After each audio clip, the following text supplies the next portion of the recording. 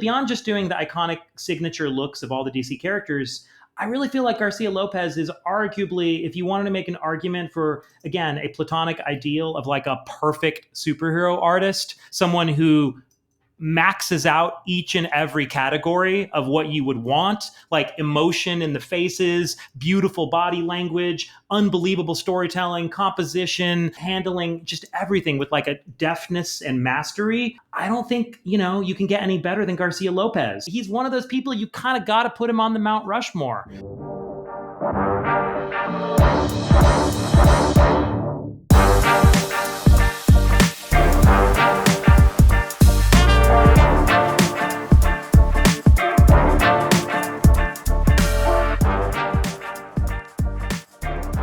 Hey everybody, welcome back to another episode of Comics Rot Your Brain, the show where screenwriters talk about the comic books that we love, mostly from the 1980s. I'm one of your hosts, I'm Steven Bagatourian. And I'm your other host, Chris Derrick. And Chris, happy Halloween! It's spooky season on CRYB, and appropriately enough, we are covering the 1986 miniseries from DC Comics about DEADMAN, one of the spookiest characters in all of comics, Mr. Boston Brand. And in this miniseries from the creative team of Andy Helfer and Jóse Luis Garcia-López, we have some creepy happenings perfectly in line with the season. Let me just give a quick breakdown on the whole 4 issues. Wait, before you do, if you're a fan of the show, don't forget to hit like, comment, and subscribe, and consider becoming a YouTube member. Okay, Steve, now go on with the overview. After years of being trapped between life and death, Boston Brand, aka DEADMAN, who was a circus trapeze artist par excellence, has to uncover who really killed him and why the spiritual order that gave him power is crumbling. Sent by Rama Kushna, his celestial patron, Boston discovers that her realm has been corrupted by greedy, self-serving villains who exploit souls like currency. As he digs deeper, DEADMAN realizes that his own murder may have been orchestrated to serve a cosmic conspiracy. Okay, the one thing that little summary leaves out, Chris, is we're also dealing with the murder of DEADMAN's brother, Cleve, whose body Boston possesses, because that's one of DEADMAN's big powers. He can possess human bodies, and he asks his brother if he can take over his body for a week, because Boston wants to feel what it's like to be alive again for a week. And in that week, he gets his brother killed, and his brother gets shot, just like Boston was shot while performing in the circus, which is very, very poignant and ironic and sad if you're his brother. But yeah, a lot happening in this series, man. Well, I mean, I think you're definitely right technically about his brother Cleveland, which is like, why did the brother's name Boston and Cleveland? That's true. I didn't think about that. Cleve is Cleveland. Yeah. But anyway, the killer knows that is Boston Brand inhabiting the body, and the killer's trying to kill Boston. So the brother's like it's like a collateral damage, essentially. At least that's the way I read it. Because there's that woman named Lotus who shot him, but she was the assassin, and she'd come from the city of Nanda Parbat in the Himalayan mountains. Yeah, to do that killing. And so, I mean, we have to get into it, because there's so much. There's a lot in this story in these 4 issues. I mean, I feel like today this would be a 12-issue maxi series. Oh, God, yeah, it would be. Oh, absolutely. This thing is like the opposite of decompressed storytelling. This is some highly compressed stuff, and I like it, but man, there's a lot of density here. Okay, briefly, before we jump into explaining all this madness, we should tell the people about who Andrew Helfer, aka Andy Helfer, was and actually is, and also who the legendary Jóse Luis Garcia-López is, for those who don't know. Andy Helfer was best known as an editor at DC Comics. He joined DC in 1981, and he quickly became the editor of the Justice League of America and also the revamp into the JLI, Justice League International, the famous revamp from J.M. DeMatteis, Keith Giffen, and Kevin Maguire. Andy Helfer also went on to edit The Man of Steel by John Byrne, the super famous Superman reinvention from that same era. And so Andy Helfer was no slouch as an editor. He was editing special projects at DC and like some really, really consequential stuff. And then he also worked as a writer on this DEADMAN miniseries, as well as The Shadow at the time with none other than Bill Sienkiewicz, relaunching The Shadow coming out of Chaykin's Shadow miniseries. And then Helfer went on to continue writing The Shadow when Sienkiewicz departed. And Helfer wrote a healthy run with Kyle Baker, which was a fantastic long run in The Shadow between Sienkiewicz and Baker. And then Helfer went on to work with Kyle Baker again as a writer on a Justice Inc. miniseries. And then he left comics, and Andy Helfer wrote for the Superboy television series. I should say before he left, though, he also established Paradox Press at DC, which was an imprint that put out a bunch of non-superhero stuff, including Road to Perdition and History of Violence, both of which became major motion pictures. And then finally, and interestingly enough, we were talking about this a second ago, Chris, Andy Helfer did a biography of Malcolm X in 2006 in comic book form with an artist named Randy DeBurke, who he worked with at Paradox Press as well. And it was actually a pretty well-regarded Malcolm X comic book bio. You know what he also did? I have like one issue of this, maybe two. He did a little Nat Turner little graphic novel. Wait, did he? Wait. Andy Helfer? Wait, I know Kyle Baker did. No, it's Kyle Baker. That was Kyle Baker. Oh, yeah. That's the other half of our Helfer Baker team. Yeah, that Nat Turner series was amazing. Wasn't it like silent, if I recall? Like it was. So I think it might have been. Or like I think the first issue was, the second issue might not have been. The thing about Andy Helfer is that you know what? I kind of remember, I think he was the editor on Atari Force. Yes, he was actually. You're right. That's another. And it's probably where he first worked with Jóse Luis Garcia-López, who did the first. That makes a lot of sense. Yeah, right. So he knew, this guy's skilled as hell, because that's the one thing about this book, regardless of anything, what you think about it, the art is absolutely stunning. Whew. I don't think I've seen someone deliver this like art better than this. You know what? Look, this is like people. I might be equal to this, but no one's better than this. I will totally agree. Oh no, totally. I couldn't agree more, man. The art's freaking breathtaking. It just gets better and better each issue. Like the first issue, I was like, holy cow. And then as it went forward, like it just got more and more just absolutely stunning. I mean, Jóse Luis Garcia-López is a legend, and if anyone's wondering why he's a legend, just take a look at this miniseries. It's jaw-dropping. He turns in a inspired performance, you know. And I think when he did miniseries at DC in the 80s and even in the early 90s, like I feel like maybe it was the extra time he got, like the extra lead time, but both this series and also the thing he did with Chaykin, Twilight, which is that prestige format. Oh my God! Like I saw an original page just the other day online from Twilight. I meant to text it to you. It was so fucking crazy. It might have been like a double page spread, and it was like a Jeff Darrow level of detail on this Twilight page. And I was just like, holy crap. Like, there's no way they were paying Jóse Luis Garcia-López enough to do work that was as beautiful and just amazing as he did. Like, he obviously was just working for his own artistic satisfaction. But I feel like, especially on those miniseries, like, he really went to town, because you're right, man. The comic art doesn't get any better than this. This is just like masterclass. No, absolutely not. So, is there like a little blurb on him that you have? Oh yeah, totally. Yeah. Let me give you my Jóse Luis Garcia-López blurb, and then we can jump into the actual story.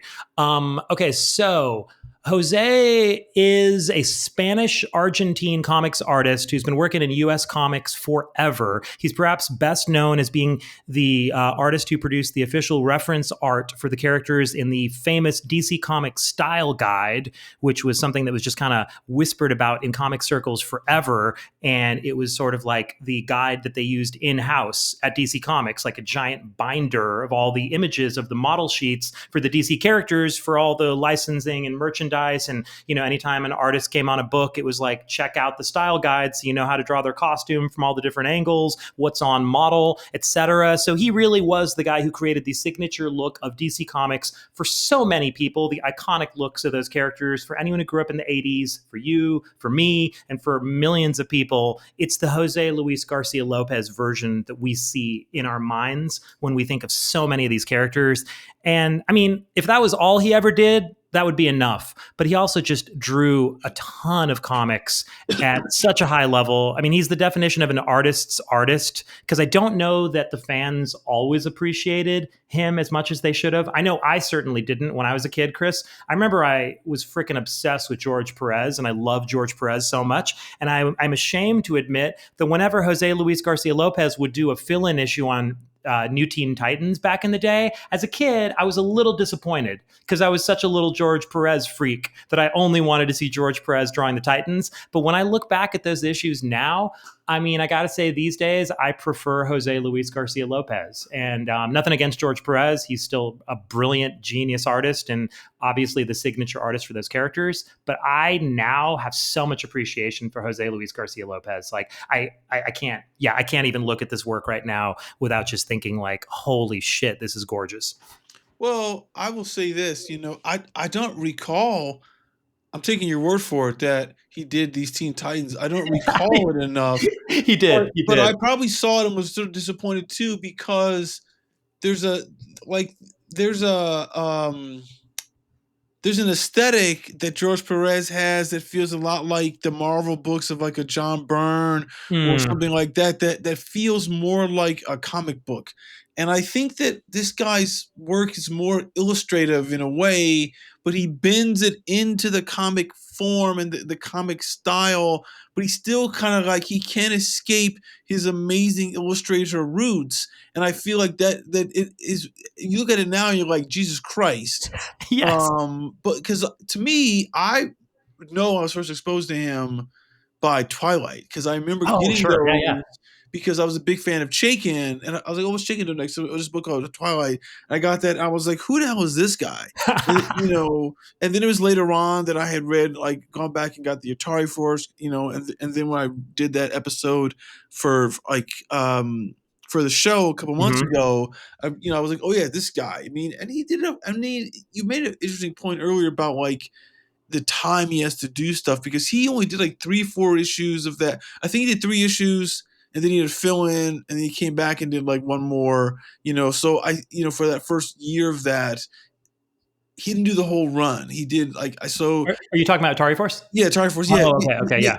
Yeah. Cause I think that, cause the work is so intricate and so detailed, he probably can't work on like a monthly schedule. I mean, yeah, I don't know how you would. Like, yeah, it's so, you're right. The illustrator influences feel so old school. And here, the thing I'm reading online right here, it says that Garcia-López was inspired by classic comic strip artists like Alex Raymond, Hal Foster, Milton Caniff. You can definitely see that influence, like in terms of just the incredible solidity of the figure work. And, I was saying to you before we got on here too, Chris, on the show, that like the way that Garcia-López is able to illustrate the human anatomy of these characters and move the human body in space and draw it from a variety of different angles and like from behind, from the side, from above, and just twist the bodies of these characters. And like, it is so like genius level. It just like, it's crazy. It just feels like he's got a camera in his mind and he's able to visualize these characters from any angle. It reminds me of a story that I heard about Mobius, the famous, legendary French cartoonist and artist.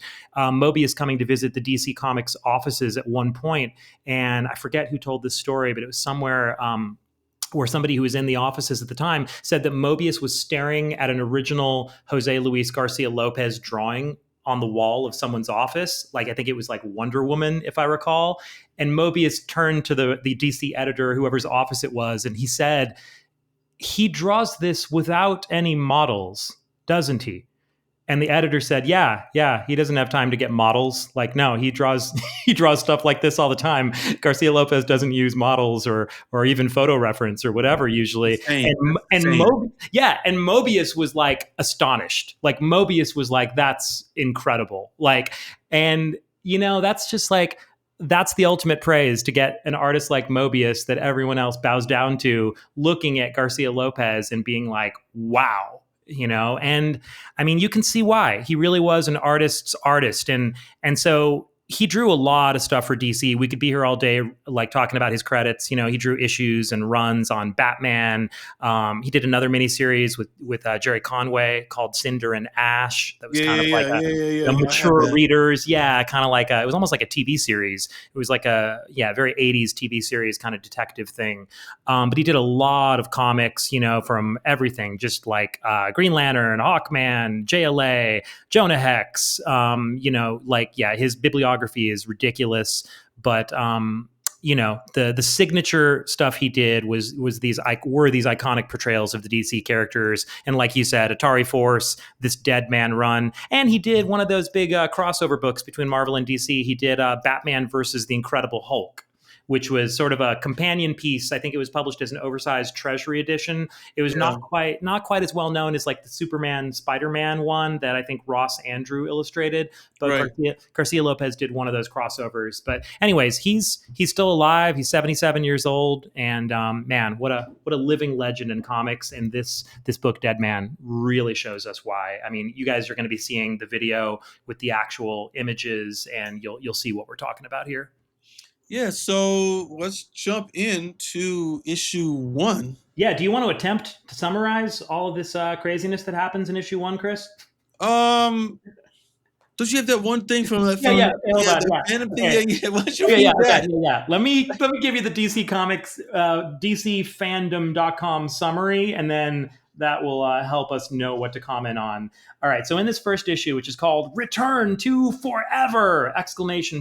We actually start in the Himalayan mountains, in the sort of like Shangri-La, Shambhala type city of Nanda Parbat.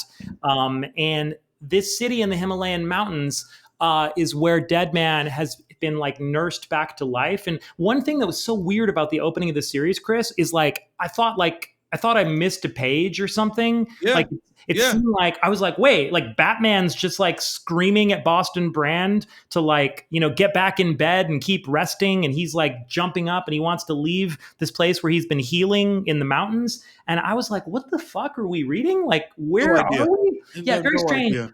But apparently in the editorial in the first issue, Andy Helfer comments on why this is. So in the first issue's letter column, Helfer talked about how he'd been a huge fan of the Neil Adams Deadman back in Strange Adventures, and how Helfer apparently was heartbroken when the Deadman run came to an end. Quote, "It seemed to me at the time, though, that it never actually did end, that we left poor Boston Brand right in the middle of his biggest adventure yet. An adventure that saw print, oddly enough, as a Batman team-up in Brave and the Bold.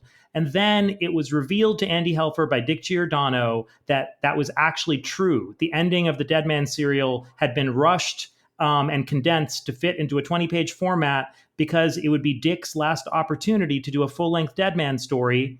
And so they never really got a chance to end that Deadman story properly. So according to Helfer, it was Dick Giordano's idea to finish up that original Deadman story after he saw the great sales for the deluxe reprints that they did of that Neil Adams Deadman in the 80s. Giordano's only request to Helfer was that this new Deadman miniseries that they were greenlighting had to pick up exactly where the reprints had left off so they could finish that story. And so that explained why this story opened the way that it did. That's pretty fascinating. This is the one time where they don't follow the old rule of this comic could be someone's first comic.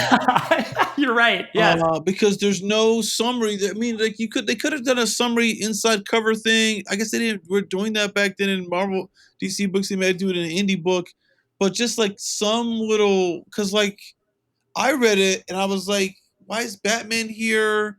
Okay, well maybe look. It's not strange to start off with a story that's like this, right? You just come in the middle of action like this. That's not a big deal.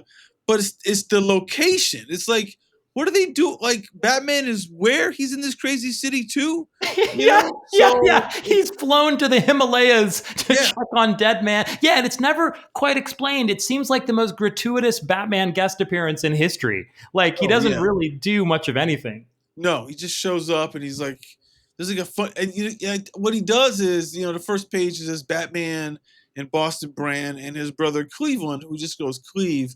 They're there, and he's like, hey man, I'm tired of like just resting. I got to get up and go, but I can't get into this armoire. Batman, can you do it? And Batman's like, it's this great line. He goes, well, all right, I just want you to know that I'm doing this under protest. You know, and then he opens the thing up, and there's the dead man uniform, the like whatever he. Yeah, okay, here's what I what I don't get is that the dead man uniform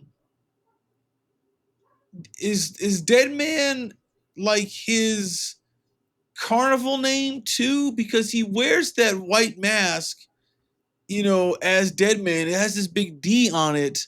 I just don't know.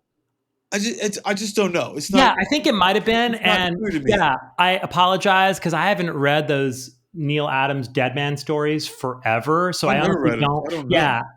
I read them a long time ago, but I don't remember well enough, and I would have been very professional of us to look back over those stories. But who has time? So we're just focusing on what's in front of us here. So I honestly don't recall, but I think that might have been his acrobat name, perhaps the Amazing Deadman, the Amazing Boston Brand. I don't know. Who knows? But I did think it was crazy that Boston Brand got right in Batman's face on that first page and screams at him. I was like, whoa, this is some wild characterization of Batman. He's just letting this freaking dead trapeze artist scream in his face. Like this is, and then he does what he tells him to. Yeah, it's kind of. I mean, maybe it's because like we know Batman. This is pre Dark Knight, so so our version of Batman is a lot more. Like he's still got a little bit of that '70s Batman to him, where it's a little. He's not so hard edged, he's not so just like so pragmatic yet. I mean, I'm not saying he's not characterized as the way we kind of know him, but by the time you get to the mid '80s, post Dark Knight, post some of that Batman, like the year one stuff, when he's been really kind of like crystallized into this hard kind of like Diamond Man with a mission, with like almost no feelings at all. And I just think he's just kind of portrayed differently at this time. I don't remember enough. It's just in my mind. I'm kind of thinking, why would he be this way? I think you're right. I think that's fair. I think that's fair. He was definitely grim and grittified quite a bit coming out of the Dark Knight Batman year one era.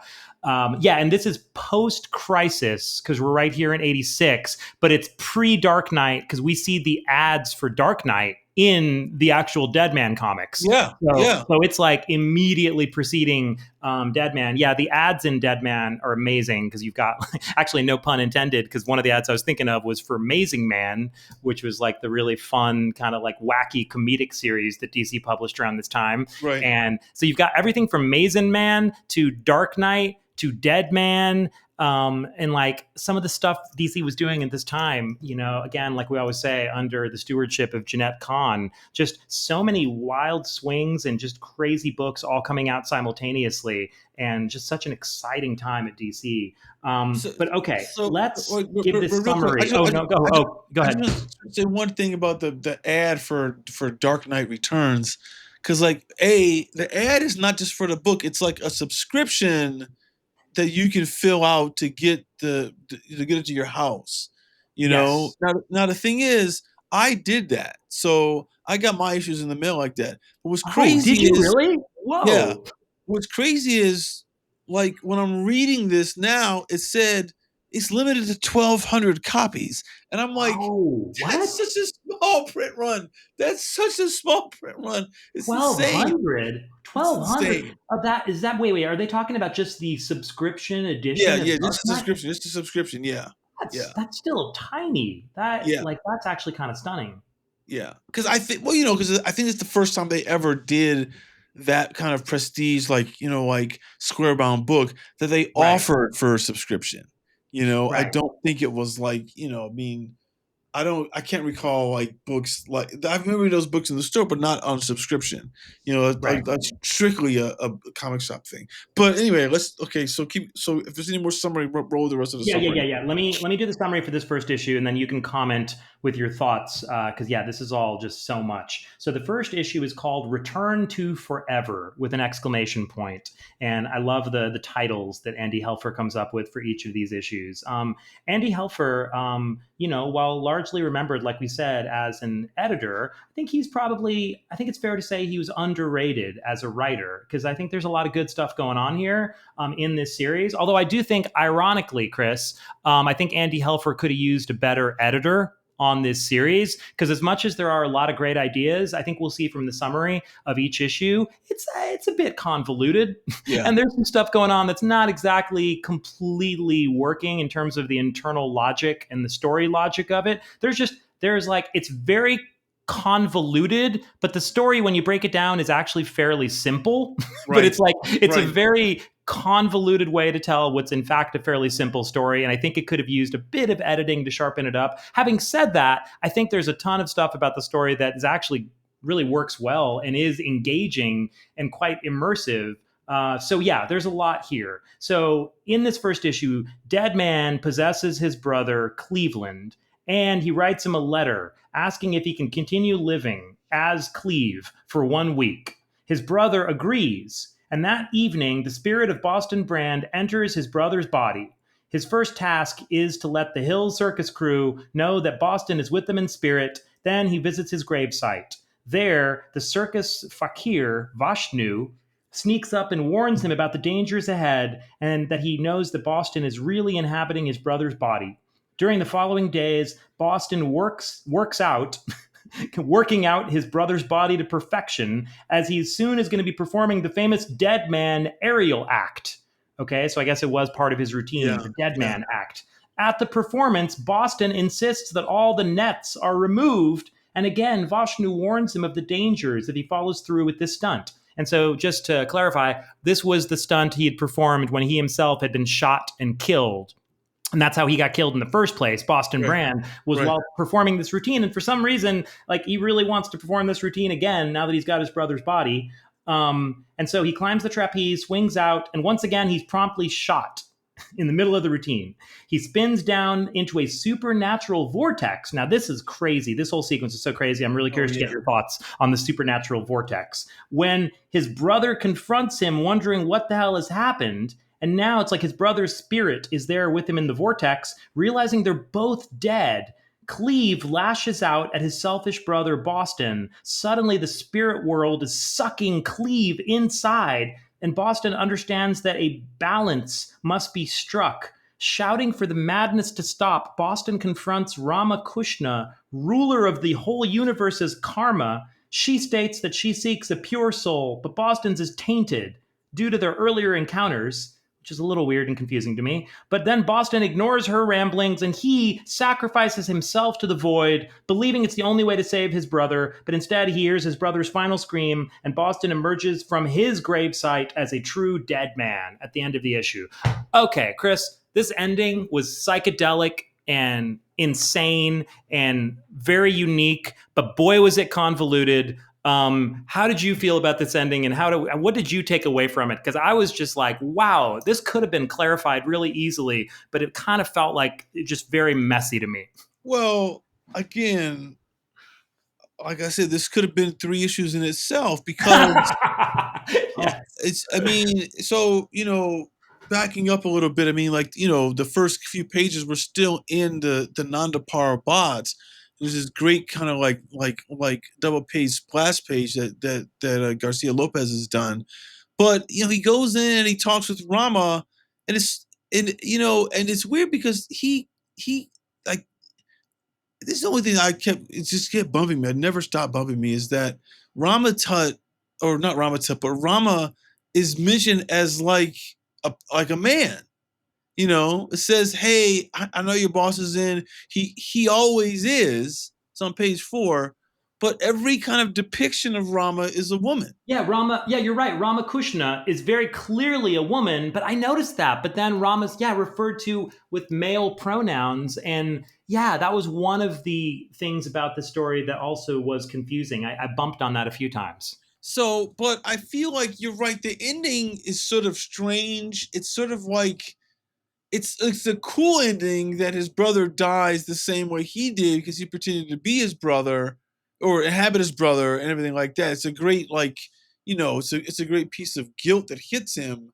But that whole sequence when when they're both in the vortex and he's getting cold and what's going on and Rama shows up to talk to them and tell them what's going on. Like I wasn't lost because I've like read enough comics and read enough stuff of this nature to kind of like grasp what the larger story is happening here. Right. But I realize also that it's not presented in a way that's super clear to say the young reader who's 14 or 15 or even 10 in 1986. Like he's gonna be like, what the fuck is all this? Yes.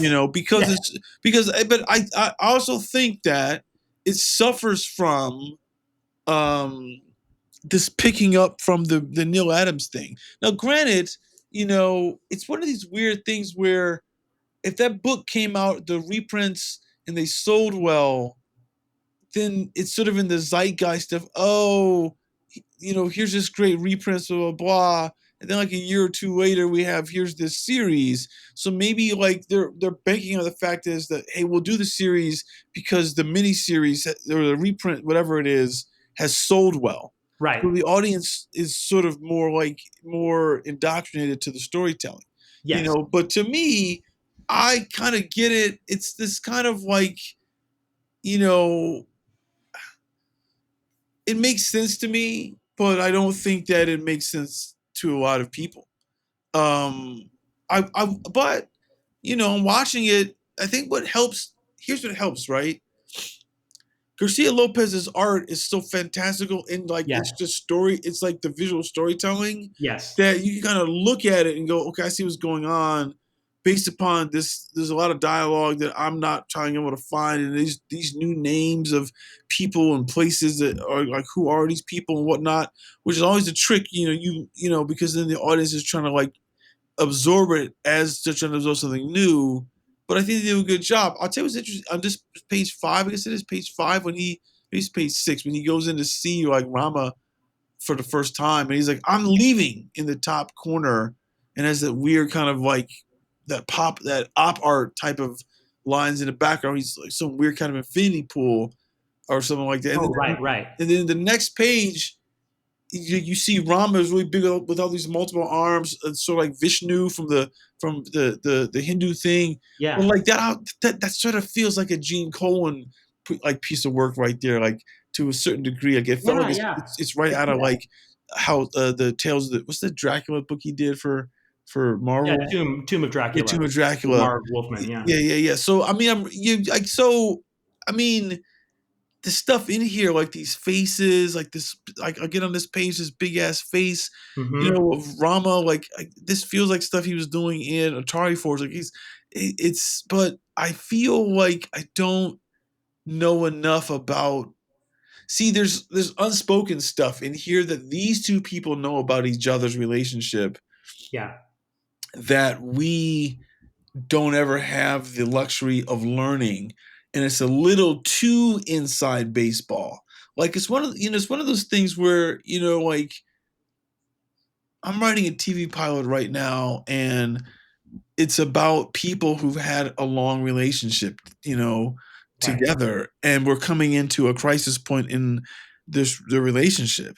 Now, how much?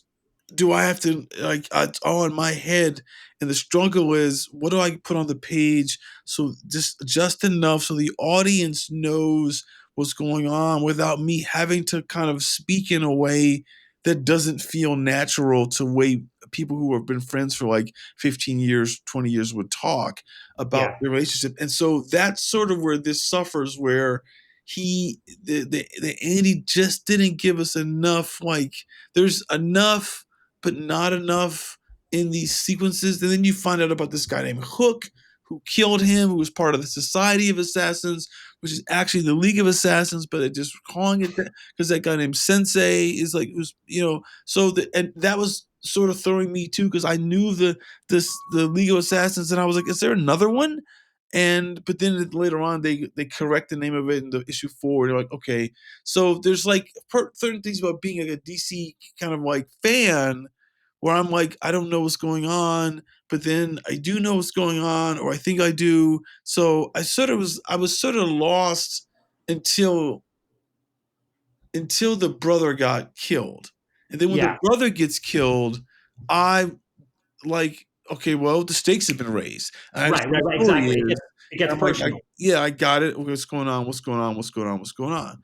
But until Exactly. then, it's a little tricky because you're in this city in the Himalayas, and I'm like, how'd you even get here? How'd Yeah, you yeah, get here? totally. Well, I think what you said is exactly right. It's like Andy Helfer does not give us enough to understand what's going on in a lot of these sequences. But then, like at the beginning of issue 2, 3, and 4, we get the recaps, Yeah, which, while redundant, and commonplace, obviously for that time in comics, you get the recap of like the story so far. They actually were they were very helpful to me in this case because I don't think I fully understood issue 1 until I read the recap at the top of issue 2, and I was right, like, right, oh, right, oh, right, that's what happened. right. And so that really shouldn't be the case. Like we shouldn't have to read the summary to understand the first issue fully, but it was true that just like so much of it, like it oscillated wildly between not giving us enough and then giving us too much. Way too much. Yeah, right. So Way it's too like much. some of the scenes are so overstuffed and it's so unnatural. Then other scenes are so minimal. You're like, huh? So yeah. So the balance wasn't quite right. The actual story, there are so many fascinating ideas here, but that's why I do feel like a good editor and like a good back and forth collaboration maybe could have gotten just another draft out of Andy Helfer that could have just sharpened up some of these things and streamlined some things. But like you say, it almost doesn't matter because Garcia Lopez's artwork is so breathtaking and it tells so much of the story on its own that even if you don't quite get all the dialogue and everything that's going on, like I mean, the visual storytelling is just so immaculate that you're just kind of on the ride. And you're right; it does call to mind so many great artists. Calls to mind Gene Colan, calls to mind Neil Adams, maybe even a little bit of Steranko with some of the Yeah, like really novel page layouts. But yeah. Garcia Lopez just like I will say, I feel like he's got an elegance to his work that's all its own. And I would say, Gene Colan, Absolutely. yeah, for sure. I mean, so elegant and Colin also Gene Colan's work was also extremely elegant and kind of like delicate and beautiful in a different way, but Colin's anatomy tended to be at times a little bit rubbery or a little bit more Yeah. wacky, where Garcia Lopez, like the anatomy is just like it's insane how well he's able to draw every bit of every human body. And just like the character acting, like there's a scene where it's I think it's like the funeral for Boston or Cleveland or whatever, and they've got all the circus people at the funeral, and Oh just yeah. like the body postures of like like the strong man or somebody, the way he's kind of hunched over, and just like the visual storytelling, it communicates so much. It's crazy. We said this when we looked at the Wintermen. We talked about John Paul Leon's work, how it was just such a masterclass, and you could learn how to draw comics from studying that. This book is exactly the same. Any aspiring comic artist who wants to learn visual storytelling, you could study these 4 issues of DEADMAN for years. Like there is so much knowledge and information you can glean and so many different storytelling methods. Like Lopez, he uses the DeLuca effect, Oh Chris, which we've yeah, talked about a lot on yeah, our show. And he actually does it in a really novel way where, like, at the top of the page, you see Deadman starting to work out in his brother's body, and he tries to do a tumble move, and you see the various shots, DeLuca effect style, where you see the body in all these different sort of postures, and then he falls on his ass. yeah. And then at the bottom of the page, after the montage of him working out and getting fit, like he does that same move with the DeLuca effect and all the images, and this time he nails the landing and he sticks the landing and he does it. So that was also really cool. It's like Garcia Lopez's mind is on such a different level. Like you could have given this Andy Helfer script to 100 artists and it would have looked like a mess because there's so much to communicate. And like Garcia Lopez makes it look effortless. And some of these pages, I don't know if you noticed, but he did the highly unusual 12 panel grid on some of these pages where there was just so much to communicate. He chose to do 12 panel grids. And like, that's like an amazing thing for an artist to do without having a page look crowded or overstuffed. I mean, it's tough enough for artists to do an 8 panel grid or a 9 panel grid. He's doing 12 and it looks just perfect, looks beautiful. Well, you're right. I think. I mean, you know what? I will add the caveat. Mm-hmm. You that if you're not a skilled cartoonist already, Yeah. this might be too overwhelming for you to study because because he True. because he does a lot of stuff that's just like, okay, like what's happening here? Like this page, I don't know what page it is because it's not a number, but you know, but when Batman and Cleveland they're hanging onto that plane that's flying out, Oh, and there's yeah. these shots of like Sensei where he's like in the snow, and it's like he's smaller, then he's bigger, then he's huge face, and then he, you know, just, and then he and then he's using like some zip tone here. I'm like, what is this? You know, just and Yeah. then at the bottom when the guy's like kneeling in the snow and the zip tone is like causing him to disappear like Yeah. within the snow. Beautiful. I'm like, Oh, dude, what a what is going on? page. Like it's Yeah, amazing. It's totally. Oh my God. amazing, and Amazing. it's deceptively simple. You look at, oh, yeah, I can do that. No, no, dude, no. You think you can do that? No, you can't. You think you No. could do that, but I don't. I mean, it's so good. It's so It's good, and you're right. Body language is amazing. You know, like I mean, what's the like? Let me just skip ahead a little bit. Like, see if I can find what if he does that 12 panel grid. Oh yeah, he does it in a couple of the issues Yeah, what is where it you if see he does it everything, in and this and then one? he does the most incredible montage sequences too. Those are the And best. That's yeah, the montages are like crazy where the panels fall away, and he's just like these that's where characters are he excels the really most, I yes. think, because well, so this one page, I don't where it is, maybe in the middle of one, where he's reading the letter, where Hmm. Cleveland's reading the letter that Boston gave him, and the next page is sort of like his origin story, you Yes. know, Oh and it's God, and like the way he's like the no panels and everything sort of like kind of like dissolves into each other, and, you know, beautiful. it's insane. I'm like, dude, and like you said, this is a script that if you gave it to somebody else, they'd mess this up. Oh God, it would look like trash. Yeah, it would I be so mean, overcrowded. they messes, and it's weird. Also, what I love is like the way it's inked. Like it feels like he didn't ink it here. Like he just like they just put color over the pencils. It feels like Does have that look, and I think he's using possibly like a like duotone paper or like a duo shade board, or there were all yeah, these, yeah, there was all these something. techniques back then, or types of paper that you could like put like chemicals on them to get certain effects, or just like you say, zipatone or duo shade. There were all these like physical effects that artists could use back then, and I think he's pulling out a bunch of them here because you can see the different effects with the Yeah, inking from yeah, page to page. Like he's really going for it and it's stunning. And by the way, those I love that you pointed out these two montage pages of his origin, Chris, on in the first issue, because if you look at the way that Garcia Lopez has done the composition on those pages, it's like a perfect Z on both pages. That like look at Deadman's body on that first page of the montage. If you yeah, look at him about to jump, and then as he jumps and he gets shot, and it's like if you draw a Z across the page, yeah, yeah, it yeah. That's leads cool. you literally across the page. And then the same thing, same exact thing on the second page. If you draw a Z across the page, he's just kind of like, he's doing exactly what a great comic artist is supposed to do. He's leading your eye down the page in this kind of back and forth formation. And again, he makes it look effortless, but this is just decades and decades of mastery and skill. It's just it's honestly just like next level. We could rave about this all day, but we should also give a special shout out to the colorist and the letterer. Yeah. We don't want to forget them because they both did really phenomenal work here. It's John Costanza lettering, the fantastic letterer from the 80s who lettered so many great comics over at DC.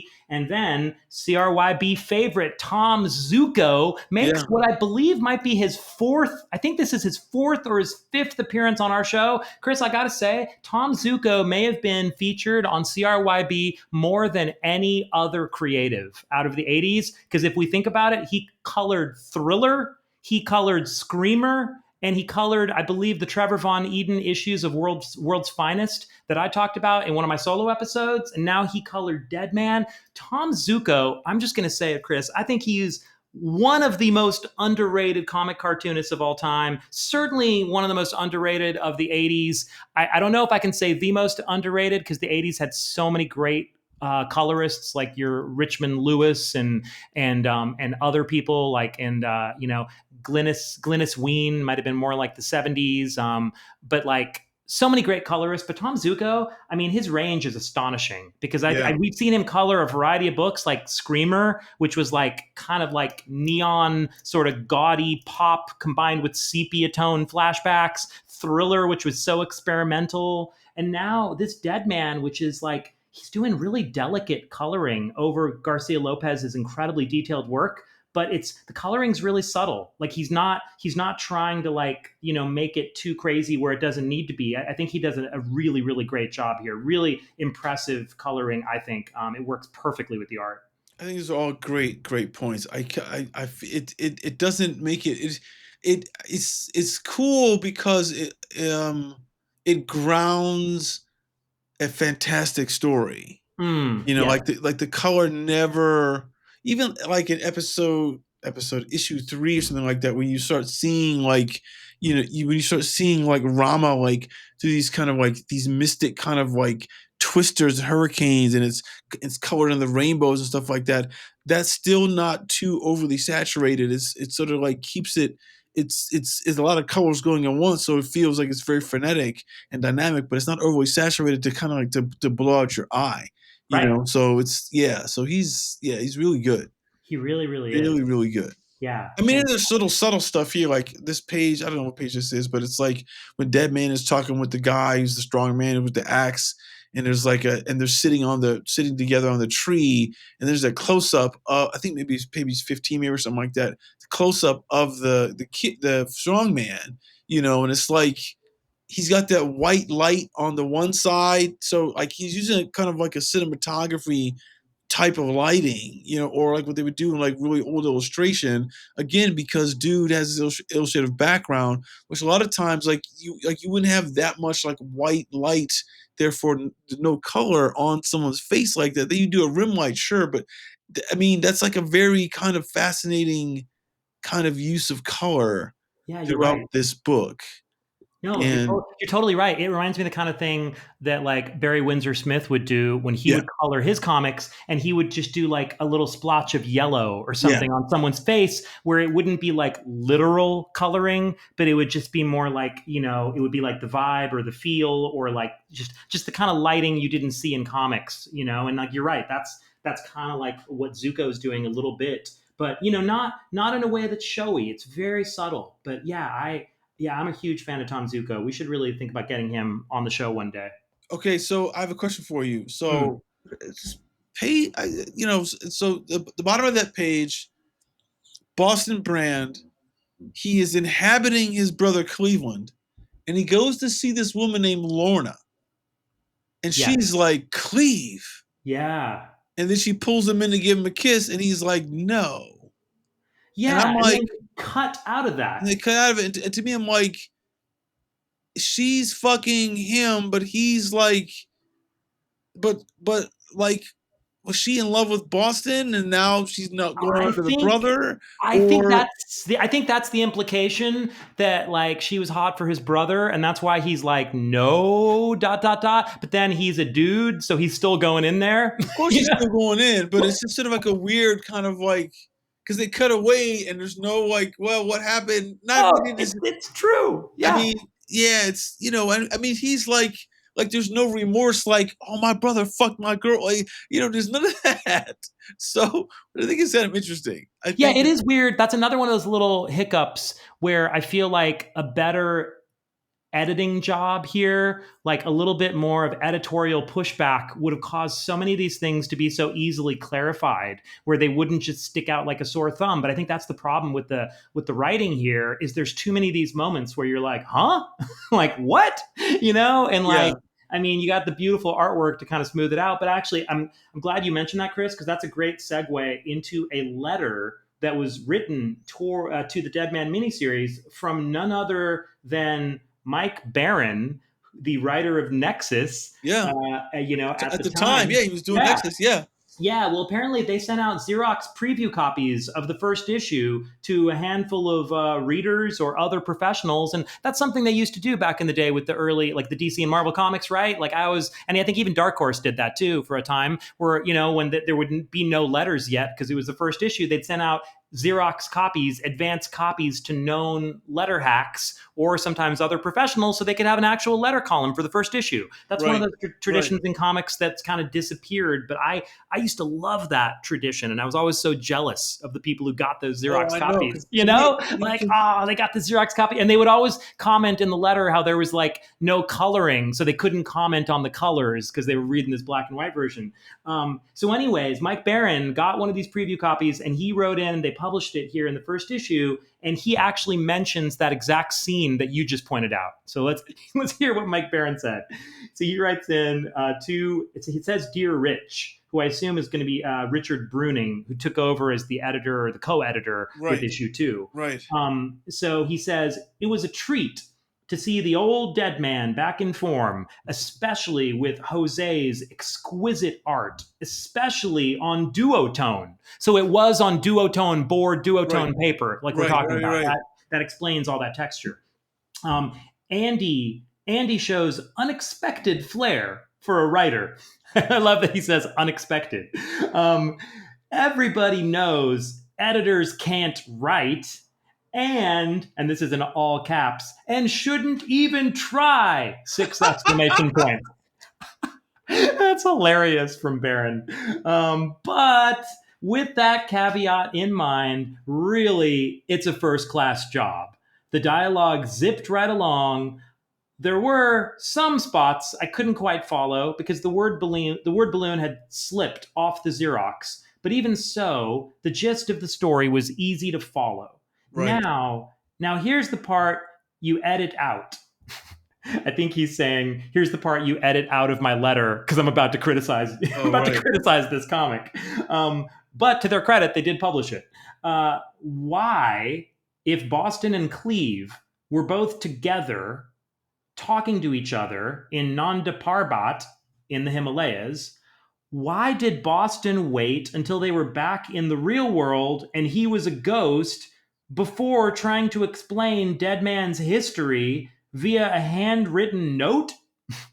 Oh, yeah. um, didn't want to answer any questions, huh? And how can you cut away from the scene between Boston as Cleve and Lorna, Yeah. which is the scene you just mentioned? I mean, come on! Again, in all caps. Don't just tell the easy parts, tell the hard parts too. Yeah. So Yeah. there you go, Mike Barron. His thoughts, and then he wraps up by saying, "Okay, but seriously, boys, it was a boffo book, and the ending is a real cliffhanger slash tease. Can't wait to see where it goes from here. I hope this book is direct sales slash Baxter." And Baxter was that, the Yeah. higher grade of paper that DC had just started using. I hope the book is direct sales slash Baxter because this is the kind of art that deserves it! Exclamation point. Yours in struggle, Mike Barron. Wow. So that's a nice letter checking in with his thoughts, a little criticism, a little light criticism for his compatriot. Yeah, I But, mean, he has to. He has to. He can't be, he can't be too effusive. Yeah, and we know from when we covered Nexus that Mike Barron himself is no he's no shrinking violet when it comes to arguing in letter columns. He had words with Harlan Ellison Yeah. in his own Nexus letter column when Harlan Ellison dared to criticize Yes. Nexus. Yes.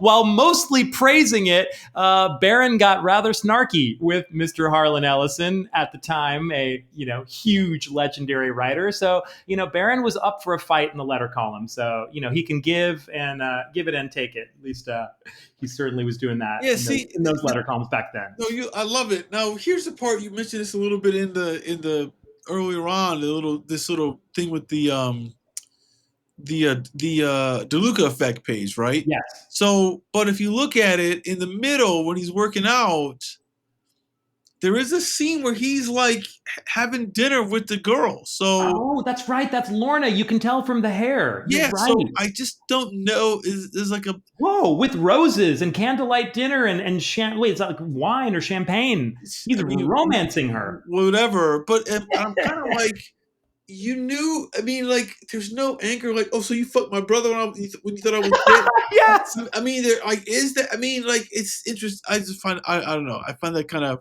that Very part odd. just stayed in my head. Like, what happened? Yeah. But you're right. This page with the DeLuca effects is really awesome. Mm-hmm. I mean, and that's a lot of work to do on one page. Oh To God. do it twice. So much work, man. Yeah. I mean, like every page, like he is not slacking whatsoever. There's just so many pages with like a zillion characters, like some of these circus scenes and then later on Nanda Parbat, some of the battle scenes, like oh my goodness, just so many characters, so much hard work in the composition. And then I gotta say that very last page that we end on with DEADMAN crawling out of the grave and it's a full page splash to end the issue. What a phenomenal final page. I mean, that just, when I saw that, it just stopped me in my tracks. And I think we're going to end up using that for the thumbnail for this episode. Yeah, It's such an arresting image. Like what a last page to end with. And it made me happy that Garcia-Lopez signed it. And he signed that last page at the very bottom, the end of the issue.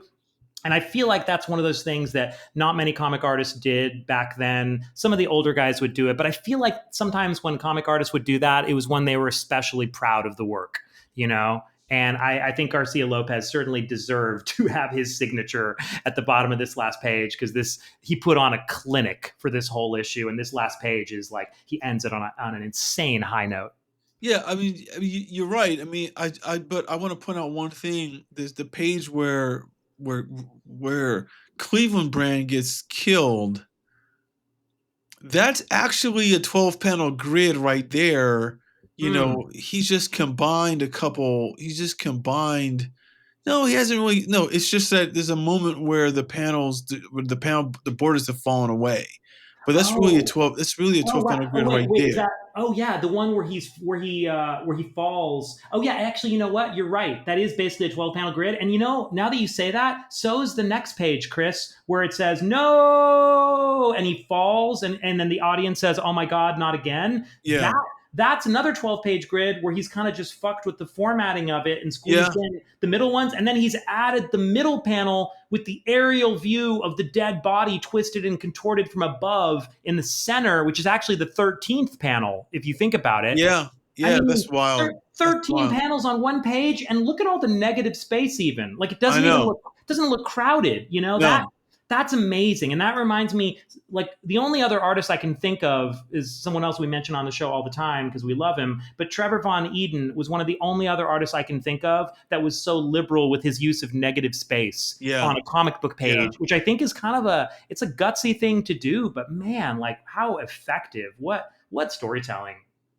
No, it's great, man. It's fucking insane. And you know what? I mean, and you're right. This, and then it's Boston and Cleve together in this vortex room. They're fighting each other, and then they got to decide like who's gonna go and deal with Ramatut.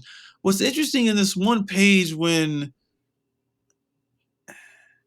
it's right here when Boston screams Rama when I don't know, it's 2 pages after the page after we just talked. Well, 2 pages after the scene in the 13-pound grid page. 2 pages later, there's that when he's screaming like that and he's screaming at him like that. So reminds me of a Silver Surfer kind of face. Like it's a really It, Oh, I know the Kirby one. yeah, like it Yeah, really feels like yeah. um It's almost like it could be an homage. yeah, I mean, and he's white like that too, so he's not. But it's, but there's something about that. I mean, look, on these two pages in the panels on the bottom, like the anatomy and like the foreshortening and all of this is just pretty. It's just amazing. It's unreal. Yeah, yeah. Dude, The so anatomy. good. He's The, so good. the anatomy literally looks like he went to a life drawing class and he had like an hour to draw the model in all these poses. Like Yeah, it's at that level of like precision and detail. That's why I think Mobius was staring at the fucking Garcia Lopez Wonder Woman on the wall. Like, how the fuck does he do this? yeah, And yeah, really, it's just like it's a crazy level of genius. It really is insane. And I think, I know that Silver Surfer image you're thinking of, Chris, because they did this incredible Jack Kirby exhibit here. I think it must have been almost 10 years ago now, maybe 8 years ago, over at like, I think it was like Fullerton College or somewhere yes, here in Southern yes, California. I yes, remember I went with one of our mutual friends at the time. It was me and Malcolm. Me and Malcolm went to go see that exhibit back in the day, and like I got photos of myself in front of that. There was the original art for that Kirby page of Silver Surfer, and they had actually blown it up and made it all huge on the wall. It was one of the signature images for the exhibit, and it yeah, was yeah, yeah, amazing. yeah.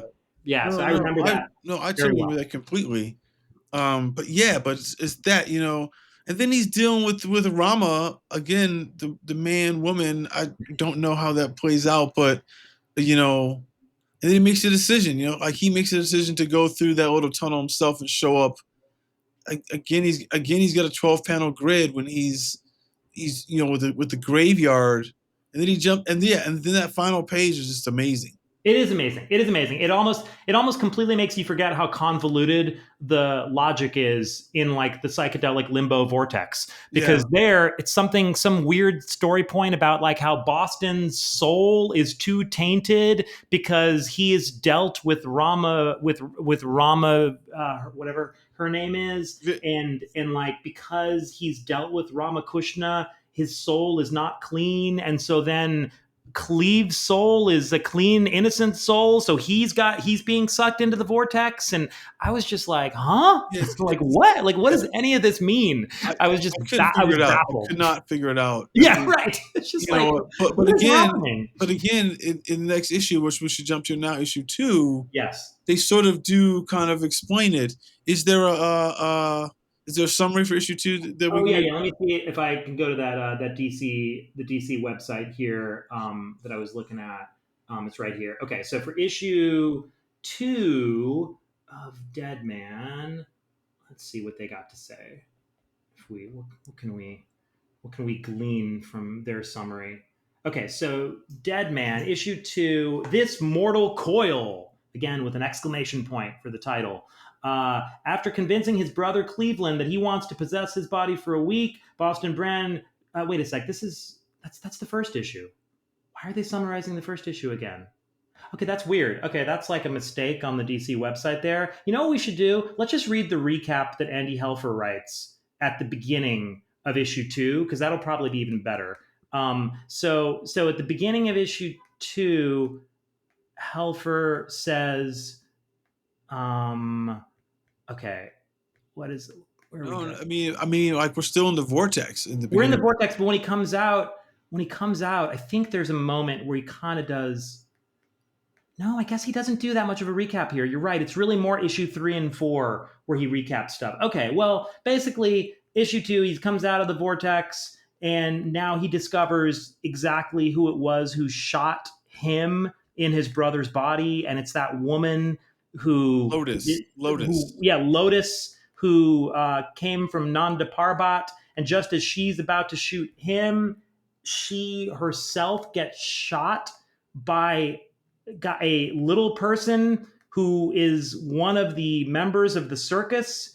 And at the time, they're calling him a dwarf, but it's like one of the words, one of several words in this miniseries that have kind of fallen out of favor in recent days. Yeah. But he was a little person with a clown face who's part of the show, and he ends up straight up just shooting this woman Lotus in the chest Oh and yeah, just killing her. killing her, which is pretty brutal. I didn't expect that.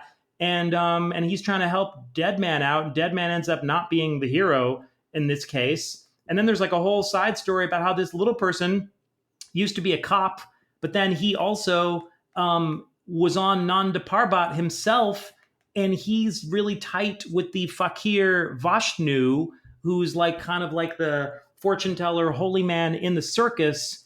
And they tell Boston Brand this crazy story about how Ramakrishna came to establish Nanda Parbat in the first place, and how it like talking about just the history of all of it. And it's a beautiful series of flashback pages drawn by Garcia-López. And it kind of explains a lot of stuff that we're going to need to know for later about the history and origin of stuff. But basically, the upshot of it all is they got to go back to Nanda Parbat to confront the people who have been behind the killings of Boston and Cleve. And this all ties back to the League of Assassins, which is where DEADMAN decides to stop by. On his way to Nanda Parbat, he goes to Hong Kong to visit the League of Assassins. And here there's a crazy battle scene with a bunch of these wild killers. And DEADMAN possesses one of their bodies, kicks all their asses, which I don't know if it's the smartest or most efficient way for him to try to, do what he's got to do here. But he does this, and then ultimately they hit him with a crazy weapon that's some kind of like a spiritual ray gun that seems to paralyze him. And that's at the end of the issue. And all of this is under the instruction of this villain sensei who's running the League of Assassins. And so it sounds really convoluted, and it kind of is, but holy cow, is it just gloriously drawn. I mean, page after page is just breathtaking. I mean, every page is insanely beautiful. So again, Chris, it was the visuals that really kept me locked in. I had a lot of questions about the story, but ultimately I just kind of was like, all right, who cares? This is gorgeous. Well, so I agree with you on all that. This is the thing. I'm never going to get off this thing. It's like, this should have been more issues. I think they weren't doing like Marvel experimented with like the 6-issue miniseries. Like they did that one, like that second, like Kitty Pryde and like Wolverine, I think was 6 issues. Did it every once in a while, but Yeah. this needed 6 because the villain in this is not this guy Sensei. He's been possessed by this guy named Jonah, right? Yes. Who was this? And and these little pages that are from like 100 years ago. So what about the 1890s? There's this guy who's like been killed, and he's looks like he's British, and he might be in like. That feels like that's either in like Australia, or it might even be like South Africa from the way that it's all looking, and then homestead being burnt in the background on that one page. And you're like, oh, and then this guy becomes like DEADMAN. He gets killed, but his spirit is reanimated. Yes. And he has to go now and be Rama's like spirit of vengeance, and like try to balance the good and evil. But he does it for about 100 years, and he's like, I'm sick of this shit. And then he's like, I want out. She's like, I can't let you out. And then he like flees anyway, and he goes to Hong Kong, and he possesses that guy named Sensei, who's part of the League of Assassins, and then he amasses this fortune, when he creates that ray gun, that can stop like DEADMAN, because he's one of these kind of like ectoplasmic type of people anyway. So it's kind of interesting. But like, here's something that's a really cool thing I like about what they do with the Rama, is that he has these multiple hands that are sort of like, again, like Vishnu or one of those things from like the Hindu religion. What's this page? It may be page 6. I don't know. It's not numbered for me, but let me see. I don't know. Maybe it's page 12. It's in the middle of it's in the middle of that's the origin of Jonah, right? Right. There's a page where that Jonah's escaping, and you see like Rama in the background, and she's got like 10 hands or something like that. They're all black. They're like that's like amazing. Yeah, you're right. That panel is amazing.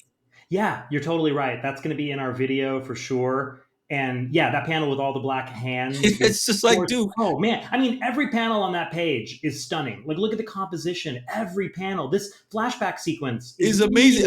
I mean, if you jump back 3 pages, there's that page where there's the elephant is like fighting. Oh my God. Look at how many people are in that battle. Like 1, 2, 3, 4, 5, 6, 7, 8, 9, 10, 11, like over 15 people, 2, 3 elephants, a horse. I mean, just And then the next page, or the next panel rather, where you see everyone kind of on the trail on Yeah. these horses walking, just one panel after another is just like, oh my God, like this is unreal, next level comic art. I mean, it's just every box you can tick as an artist. Garcia Lopez is just on this supreme level. And also I got to really give a shout out again to Tom Zuko I was because getting this ready to is say that. I was getting yeah, ready to right. say that. This is so dope. The coloring is so creative and so well chosen. It's really odd coloring for the flashbacks, and it's not just like, oh, let's all do it one color. It's a bunch of different hues that kind of go together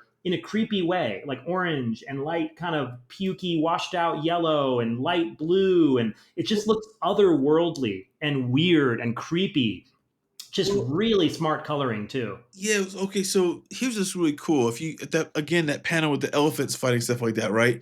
So like so the darkest blue is in the foreground, right? Oh, you're right. And then Yes. and then the next plane is the lighter blue. It's Wow. almost washed out, and Yeah. the next closest color to that is that pale yellow. And then as Yeah. it goes back farther again, we get that deeper like orange. Yeah. That's like some masterclass shit. Oh, you're right. Oh man, I'm so glad you pointed to that, Chris. That's a great point. And then even in the middle of that, you have the two guys on either side, left and right, that are kind of like an in-between orange. Yeah, And yeah, they just pop yeah, out a little more. But yeah. wow, like what an incredible job of separating the depth of field. The depth Right. of field here is unreal. And you're right, Zuko just he immediately observed what Garcia Lopez had done, but like 9 out of 10 colorists at that time or even now would have just done a much more sloppy job of this, and they would not have like had that kind of thinking behind just separating everything out so artfully. Just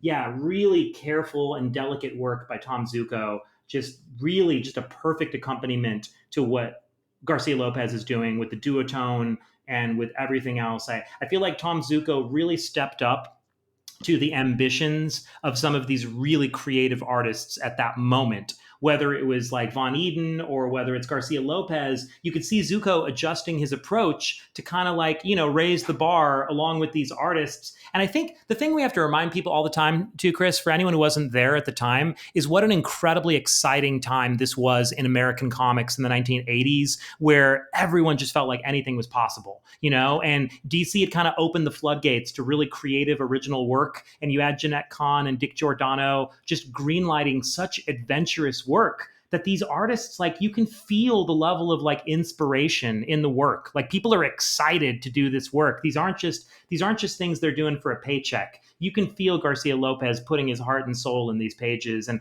I Yeah. think there's something about that time that really inspired this level of work. Well, he has to. I think also it's like, I don't know what the page rates were back then, but the cost of living wasn't so oppressive back then, so that the page rates could maybe like sustain you for like, that was your job and you weren't like having a third job as a comic artist. Right.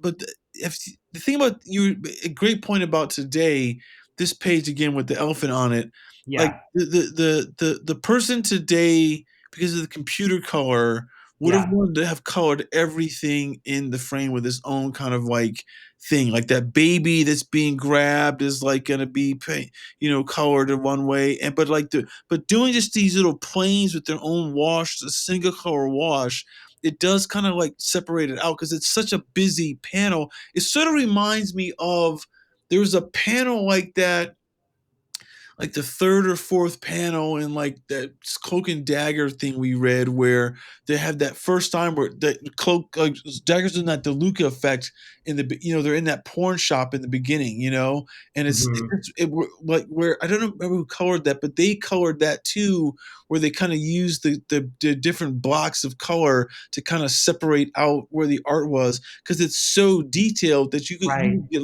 And honestly, if I was Tom Zuko and I'm looking at this inked art when it's coming at me, I'm like, what the fuck, dude? Like, how do I like Yeah. address this? And Yeah.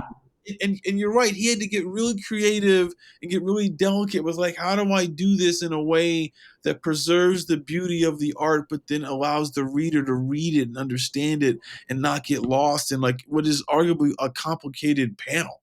That's in a complicated story, because honestly, like something like this, because the story is so like complex and all this kind of stuff, like this convoluted you've been saying, if there's one panel that throws you off with the storytelling, you might the whole book could be thrown off for you, or at least four or five the next subsequent pages could be, because you try because you wouldn't be able to like digest one panel, and you kind of what's happening there, and your brain would kind of slow down its absorption. Yeah, that's a great You know? point, and you're right, because now that you say that, the absolute crystalline clarity of Garcia Lopez's storytelling stands in stark contrast to the fairly convoluted story that Helfer is writing, and it's an essential counterweight Oh yeah, because yeah, yeah, if this storytelling was not so clear and not so masterful, then it would be impossible to follow this story at all. Like the art really holds aloft the story through these very convoluted kind of nonsensical passages, even though there's like fun stuff in the story, and I feel like this is a consistent thing we've said on our show about quite a few books,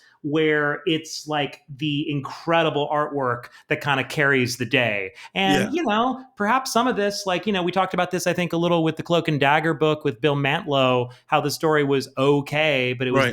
the Leonardi and the Austin artwork that truly was like singing, Outstanding. yeah, Outstanding. yeah, just brought the magic to that book. And, to be fair, I suppose, especially with someone like Bill Mantlo, I guess the writers were writing, 3-4 comics a month. And so they were spending like a week on the script and kind of banging it out. But these artists were really kind of spending a lot more time and kind of like clearly putting a lot more like love and, thought into these pages. And thank God they did. Thank God they did, because this is what really stands the test of time about a lot of these comics. Frankly, is the art is at such a level, it's astonishing. So, and not to be too hard on the story, I think, like we've been saying, there's a lot of really cool stuff in the story. And I love the idea that this is like a metaphysical, spiritual sort of like adventure that feels frankly more like a pulp story than it does like a superhero story. Like it feels like, especially with the origin of the villain, feels like some Doc Savage type shit, Yeah. It's like, Yeah. it feels very much more like a story from that era. So I love the fact that Andy Helfer wanted to tell this DEADMAN story in such a way, but I think like you've observed, it probably would have been better served as a 6-issue or an 8-issue series where he really could have let it breathe a little bit more. Because there's just too much. There's too many characters. There's too much going on, and it Too just much makes it plot. hard. It's too much plot. But there's also some like discursive stuff that I'm sort of like, to me, he spends a lot of time on that the guy Loomis, the guy who's the little Oh person. yeah, right. He gets like a huge, like a full origin, and Yeah. to me, I'm like, well, okay, why him, Yes. not the guy, the fakir guy, I'm like, I mean, I and at the Yeah. time, well, okay, no, I think we kind of know that guy Jonah is gonna be the villain, because he gets a big origin story. But I kind of feel like, because the guy Loomis get an origin story too, is like like he would play a deeper role in the story, and he Yes. really doesn't, because he gets so much screen time. Well, to use a Yeah. film term, he gets so much screen time. He gets so much page real estate. That you're just like, God damn, dude, like, but he's not of. I'm not saying he's of no value, but it's disproportionate compared to the page count he takes up. Oh yeah, Um, 100%. Yeah, it's kind of odd to give that much backstory to Loomis. It's the kind of thing you could see doing if it was an ongoing series yeah, and you had like infinite time and like more pages to fill. You know what I mean? Like that kind of discursive stuff was really cool in a book like The Question, by O'Neill and Cowan, yeah, because you're filling out the world and like, oh, we get a little backstory on Myra or whoever, and we kind of get to know the characters better. But that's because like it's got more of like a soap opera feel. You're coming back every month. This, ideally was supposed to be a more compressed story that's self-contained. So it's weird, you're right, to have this kind of like weird pathway you wander down with a character who's not that important. But whatever, that's fine. It is what it is. One thing I want to say before we get to like just finishing up issue 3 and covering issue 4, which I think we can kind of cover 3 and 4 at once, because it's really like it's the return to Nanda Parbat and the wrap up of the story, and DEADMAN also getting experimented on and captured and put through torture by the League of Assassins before he escapes and then goes back to Nanda Parbat. But just one thing I wanted to mention real quick was in the comment section on our channel, Chris, for the recent solo episode that you did on Deathlock, which was a terrific episode, by the way. Thank you. Yes, of course. And one of the commenters on that episode had a really cool comment that I liked, where he said that Mike Zeck's artwork could be described as like arguably like the Platonic ideal of like a perfect comic book artist for the 80s, that Zeck's work worked equally well if you were a kid or if you were an adult. And it was a combination of like emotion, but like, like really like impressive, dynamic superhero storytelling. I totally agreed with that comment, especially coming from the perspective of a Marvel Comics fan, in that era. But I will say on the DC side, and this is nothing that's particularly original to say, because I think a lot of people have opined this, based on what we talked about with Garcia-Lopez doing the style guide for DC. But really, beyond just doing the iconic signature looks of all the DC characters, I really feel like Garcia-Lopez is arguably, if you wanted to make an argument for, again, a Platonic ideal of like a perfect superhero artist, someone who maxes out each and every category of what you would want, like emotion in the faces, beautiful body language, unbelievable storytelling, composition, handling just everything with like a deftness and mastery. I don't think, you can get any better than Garcia-Lopez. Like you said, like there's other artists that are phenomenal and great. There's equals. There's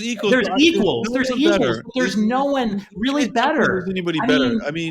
Quite honestly, like he's one of those people you kind of got to put him on the Mount Rushmore, because if you can't think of anyone that you can unequivocally say is better than Garcia-Lopez, then like, for me, then that's like a Mount Rushmore conversation. Like he is one of the greats. No, you're right. The thing that people would say in the Mount Rushmore thing to try to bump him off is he's not doing like the super popular book. Like he's not X-Men.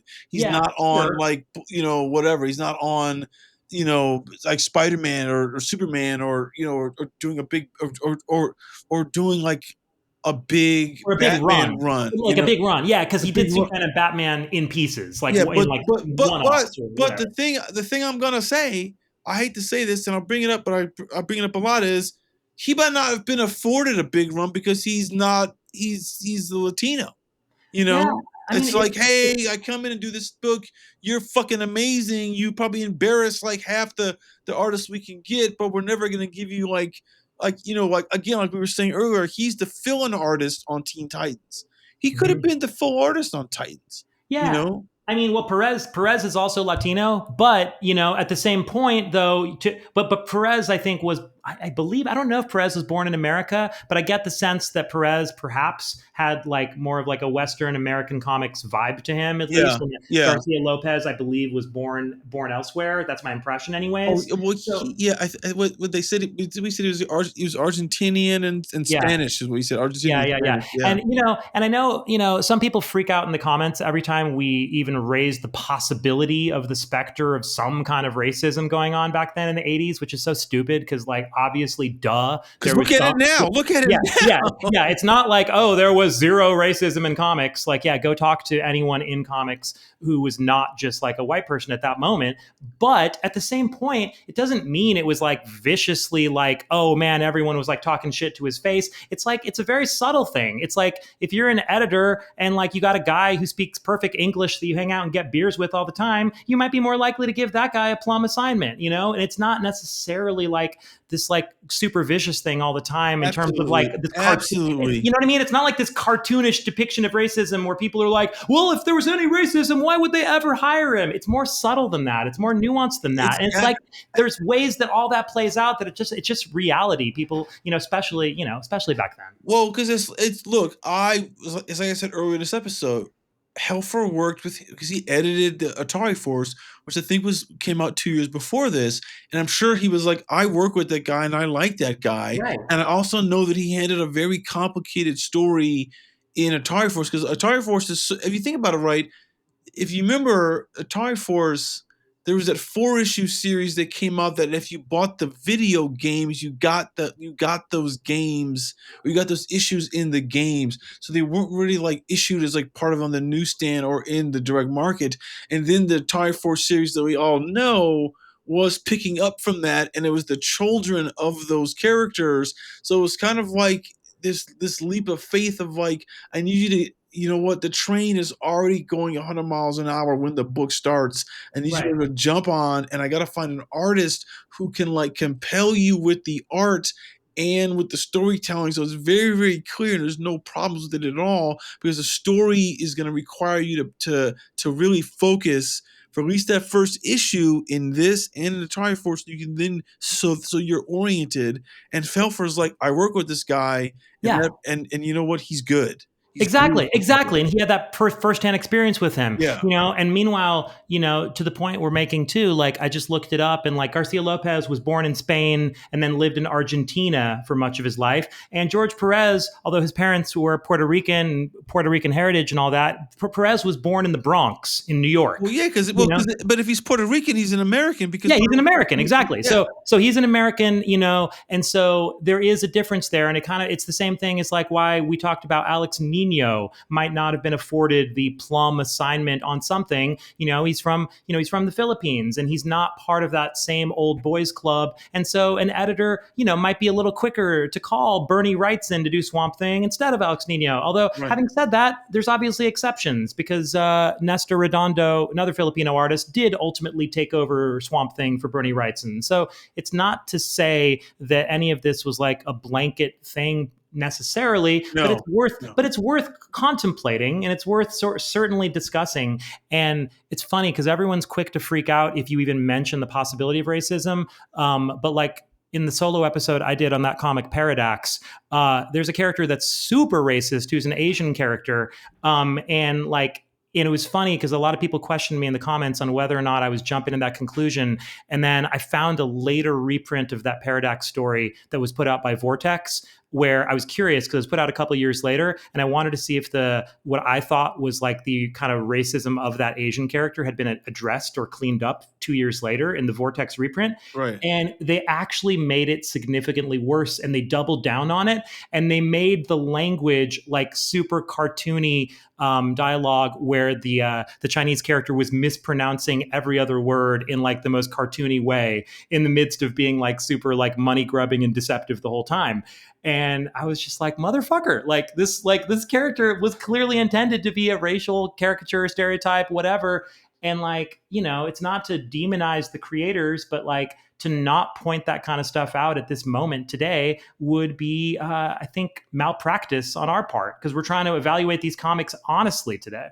Well, I mean, yes, you're right about how we're looking at it. Yes, I do know that there is that mentality of when someone gets sort of like called out for something that they probably thought was innocuous, they're gonna double down on it. Yeah. I mean, like it makes sense, and it's like I think the problem is that people think racism is gonna be like the is the guy in the clan in the sheets and all Right. this kind of stuff. But see, I read something somewhere, and I never heard this term. Just the last 4 or 5 years, I never heard this term before. This guy was saying in a book, he was like, "Oh, he's part of the Uptown Clan," and I was like, "What do you mean by that?" Mm. And he was like, "Oh, because the clan that everybody thinks is like the guys who are like the rednecks, but those guys who run the town, who are sort of like the genteel Southern gentlemen, he's still clan. He just has Hmm. class." And it's Hmm. like, oh, and therefore he's going to be more nuanced in terms of how he's expressing his oppression. And I feel like there's just like things like people at this time in all the arts, it was there like you weren't afforded the opportunities and that's a big thing. And also, you weren't allowed to make any mistake. Like, Right. I Right. like I guarantee you, if you were an artist of color and you were late, you're not working again for a year. But if you're white and you were late, you're like, okay, man, just next time, just be on time. Yeah. That's Yeah. it. No, You totally. know, I think that's a fair assumption, and I think that's just it's just something to consider when looking at history and looking at the history of these comics, particularly when there's these artists that just had astonishing gifts, like a Garcia Lopez, like an Alex Nino, like a Trevor Von Eden, or whoever, that just frankly didn't get the opportunities always that that they should have been afforded based on their level of ability. And that's not to say that it was all the same reasons. Like in some cases, like Trevor Von Eden did get the opportunity to draw Batman Year One. Frank Miller asked him to, and Trevor said no. yeah, And that's on Trevor for making that decision, which he feels fine about and he feels good about. He doesn't have any regrets. But that, obviously that was a chance where he could have drawn that. But I mean, he should have gotten 100 more opportunities like that based on how good he was. So, anyways, that's just, I think it's a good thing that's worth mentioning, because I think also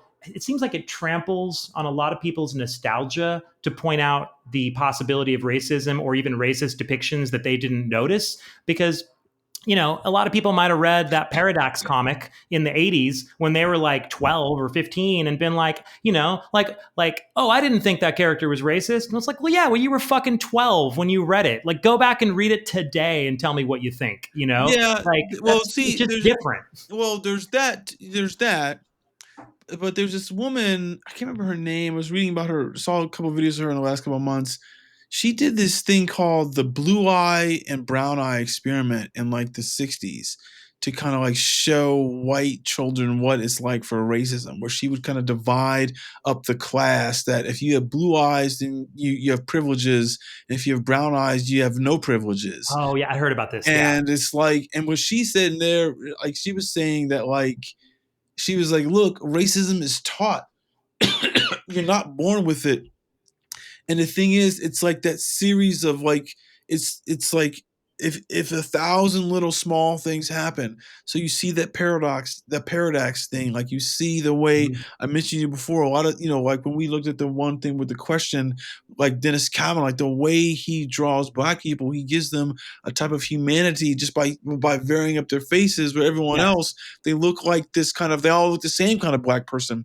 And so that you just add those little small things like that that might not mean anything on their own, but if you get 100 of those, and it hits you by the time you're 12, well then there's a bias formed that's Yeah. unconscious, and that's what they call it. They call it unconscious bias, and maybe not racism, but maybe it's the unconscious bias that you don't have of like, I don't want to deal with the guy who's got the accent, but you know what I'm saying? Like there's Yeah. all that. Yeah, yeah, totally. I mean, 100%, and like I think it's an obvious thing, but we're going to keep encountering that because we've decided to focus on comics from a different era, and so that's just a natural thing we're gonna run into. Okay, well, having said all that, I will say that like I don't know that I have a ton to say about the last issues here that is going to be that illuminating, but we have basically in issue 4 a giant fight in Non de Parbat, which is again exquisitely illustrated by Garcia Lopez.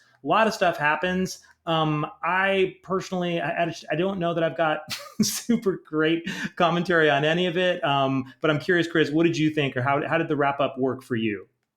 So I thought okay, so two things. I'll talk about issue 3 and 4 at the same time. Sure, sure. There's always a few little moments that are a little clumsy, that I'm like, oh, you need like how do you, there's a better way to handle this. So like in issue 3, there's a moment where there's that guy who's the guard whose body he took over, who then frees him because he's mad at him and he wants to kind of beat on it like he's a sadist. And somehow like he's been told, don't get too close to this guy, don't fuck with him, blah blah blah. And he does it anyway for his, and he goes in there and he frees DEADMAN. I was like, what the fuck is this about? Like that. I mean, it makes sense for the story because you got an idiot, but I felt like to me, it's almost like a Deus Ex Machina because it's like someone else like saved him. He didn't save himself. So I thought that was like Yes. sort of like but the rest of the story is really cool. And for that issue, and ultimately he gets caught. What I like about this, what I do like about this episode, the way three ends, is, and I forgot about it in the first issue when he's leaving, Nanda Parbat with Batman. He's floating as a ghost. Oh no, he's walking as a person, and he slowly turns into a ghost the farther he gets away from the city, which is how it works. Like the power kind of affects him. So it's cool when he comes back to Nanda Parbat, he's a ghost, and then and then the city affects him, and he turns into a human, and then he gets knocked out, and that's how he gets Mhm. captured, which I thought was kind of cool, but see the but the wrap up. So now in issue 4, the wrap up that's sort of strange to me is I never get the sense from the way it's playing out that Rama has been weakened by the return of the guy Jonah and what he's Right. doing with his power. And she's like, I'm gonna die, and it's all this kind of stuff. Like it to me, it's a story point where it's like, what if he drained power from Deadman, in issue 3, and then he used that power to kind of like to turn that power back on Rama, to Mm. break down the doors, whatever it is. There's stuff I don't understand. Like the people there have been turned evil. They're evil. They're turned good. They get freed. Like, is that weakening her power? Like, I can't quite understand. Like, like I can't understand like her weakening. The fight between her and Jonah is kind of cool. The fight between like Deadman and Jonah is kind of cool too. It's but then about the part where he's like hanging out front, then he gets shot in the leg or maybe the chest when he escapes in another awkward moment because the fakir, the guy like Vanshu saves him, and they say in the part, uh, all those men who have are spooked by the guy Vishnu coming out, which is like, oh my god, like they're too paralyzed to then shoot at Deadman to allow Deadman to escape.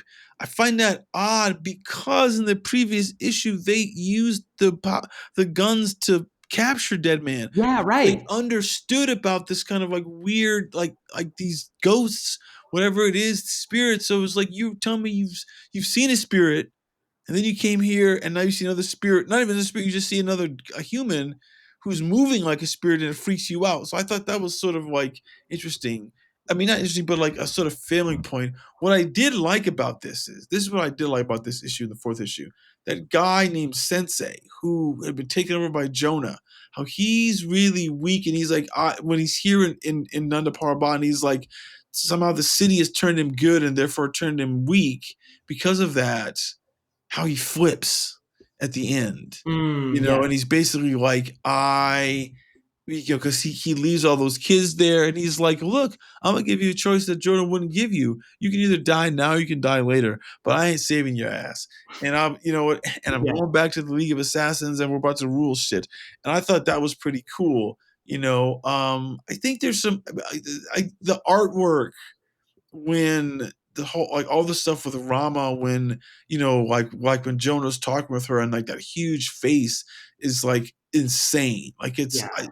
it's almost impossible to not just marvel. And he pulls out the stops, and even though we're seeing her big here, we've seen her like this before in issue 1, like he pulls out the stops, and like, he like keeps topping himself, panel No. after panel, Yeah. page after page. I'm like, god damn, dude, like how are you doing this? Yeah, it's so true. I kind of thought, like, okay, is he going to run out of steam by this last issue? But Garcia Lopez does not. Visually, this last issue is just every bit as good or better than every other one. Like, it's a really strong ending.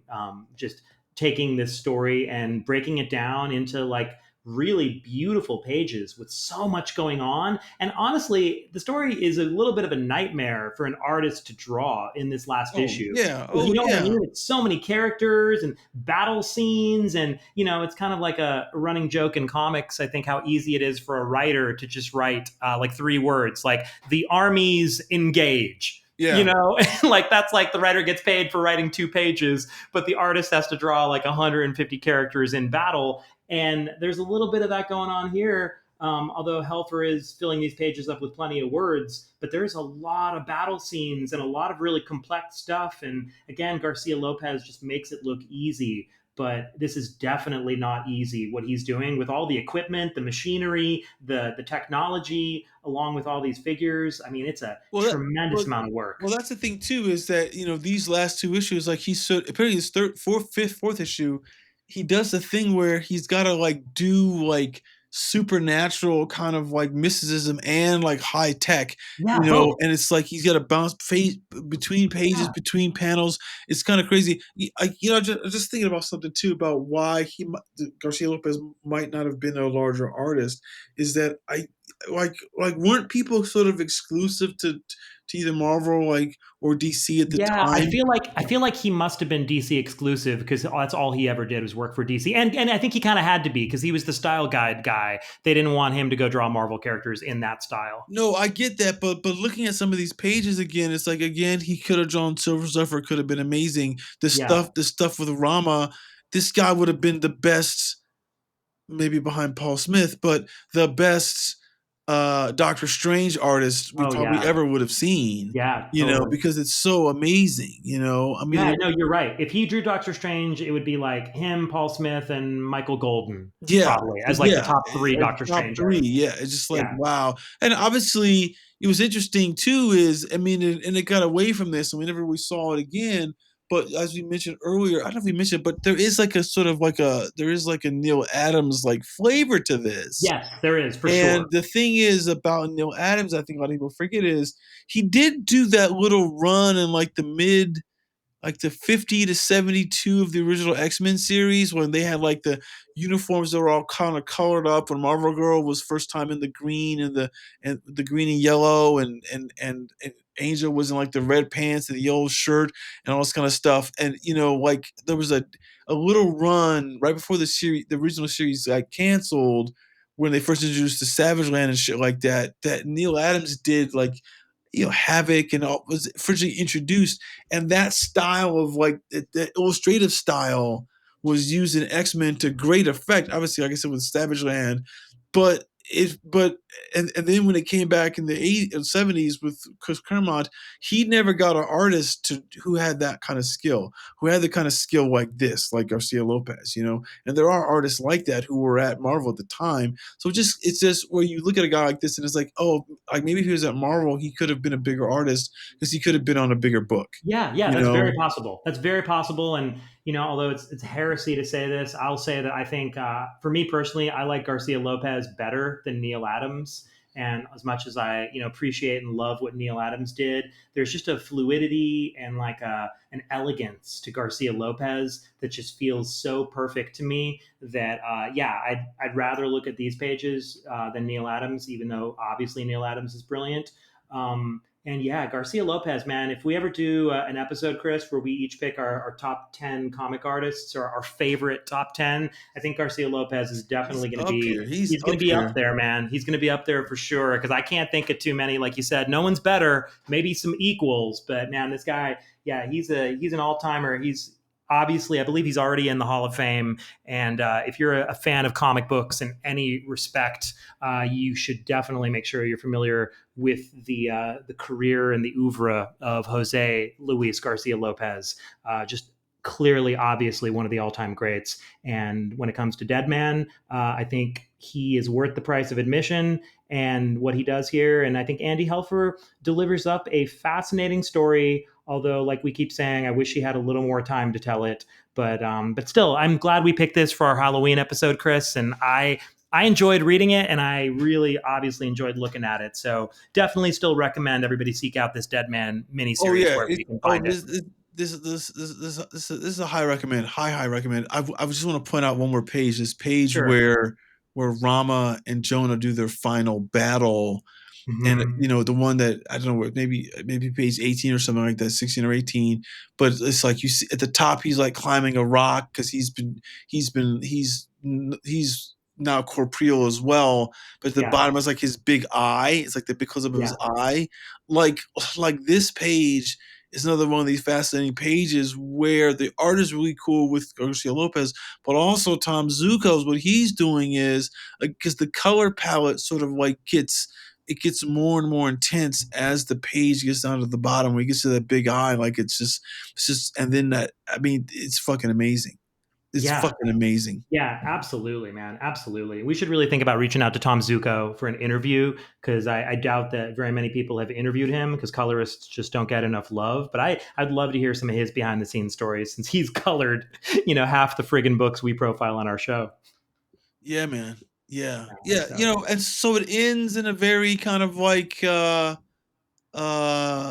it's like a wistful ending to kind of like set up like some ongoing dead, like adventures of Dead Man. oh yeah, that's right. And I think Helfer in some of the text pages in the books was encouraging people to write into DC if they like this miniseries and to demand an ongoing series, which looks like maybe it did not happen Didn't enough happen. to make Well, that I a reality.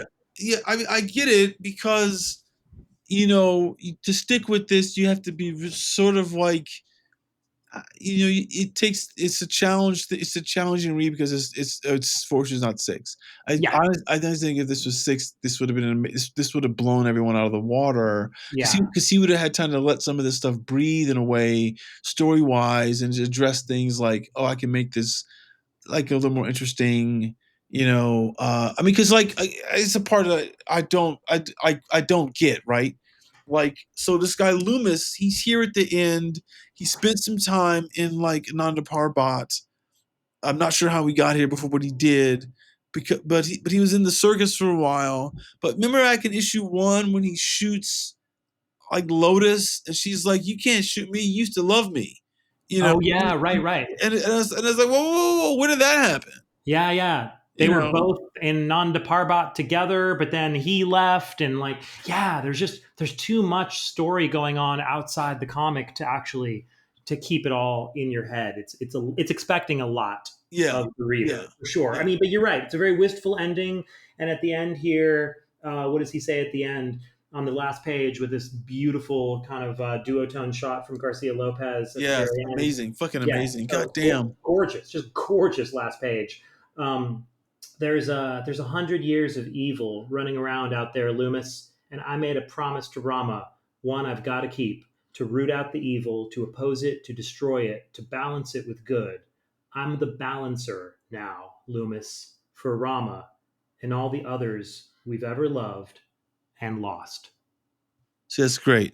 Yeah, yeah. The Fucking great. end. Very wistful, poignant, emotional ending to Dead Man. So yeah, definitely recommend everybody seek out this series. It's creepy yet beautifully drawn. And yeah, you will not be disappointed looking at these pages for sure. So thank you everybody for tuning in. Chris, are we good? Are we good for this episode? I Anything think else? we're good, man. I Yeah. think we're good. Just everyone. I mean, I'm sure they reprinted this. I'm sure there's a trade somewhere.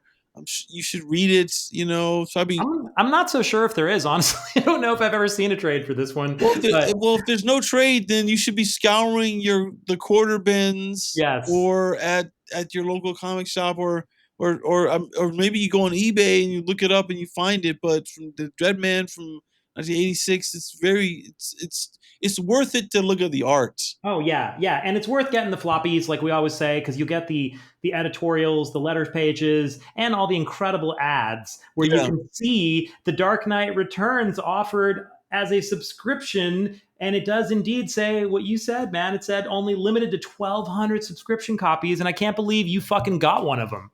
That's more. You got that whole series. You're one of 1,200 subscription editions. That's yeah. so fascinating. I wonder if it had like a different like anything on it, like how like the direct editions and the newsstands would have like the different barcodes or like or You like it know would be what? like a face in the box, like Spider-Man face instead of the barcode sometimes. I don't remember. I still have those issues. I don't remember what they came, but I remember they came in like They came in like a like a polyurethane bag. And I want to say there was like 2 pieces of cardboard.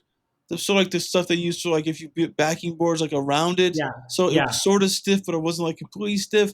But again, it was also like a you know, I mean that format was sort of like, you know, it was not going to get bent up by the mail the way that a regular comic would. I remember getting some other comics in the mail, 2 subscriptions when I was in college, and those would come in like the same polyurethane bag, but they weren't, you know, obviously they were floppies. They weren't stiff, you know what I'm saying? So they just like roll them up and put them in the little like post office box at school. But yeah, I remember that because and when I was, you know, I was mad about the subscription thing because the subscription thing, I ordered it, you know, cash check, everything like that, and the first issue didn't come until the second issue hit the newsstand.